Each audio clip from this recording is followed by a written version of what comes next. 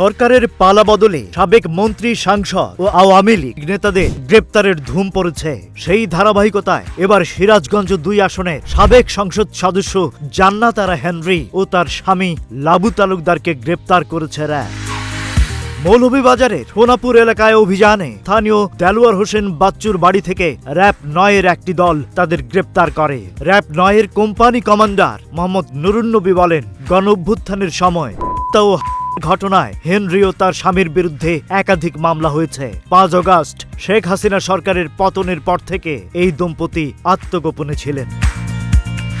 এদিকে ফেনীর মহিপাল এলাকায় বৈষম্য বিরোধী ছাত্র আন্দোলন চলাকালে ছাত্র জনতার উপর গুলিবর্ষণ ও এর ঘটনায় ওসমান গনি নামের এক ছাত্রলীগ নেতাকে গ্রেপ্তার করেছে র‍্যাব। গেল মঙ্গলবার রাজধানীর বাড্ডা এলাকা থেকে এই ছাত্রলীগ নেতাকে গ্রেপ্তার করা হয়। র‍্যাব সদর দপ্তর এক খুদে বার্তায় জানিয়েছে, ওসমান ফেনী ছাত্রলীগ পৌর কমিটির সাধারণ সম্পাদক। ৪ আগস্ট ছাত্র জনতার উপর হামলায় তিনি জড়িত ছিলেন। তার হামলার ছবি সামাজিক যোগাযোগ মাধ্যমে ছড়িয়ে পড়েছিল। সেই ছবি পর্যালোচনা করে তাকে গ্রেপ্তার করা হয়েছে। Rajib Raihan, news flash 71।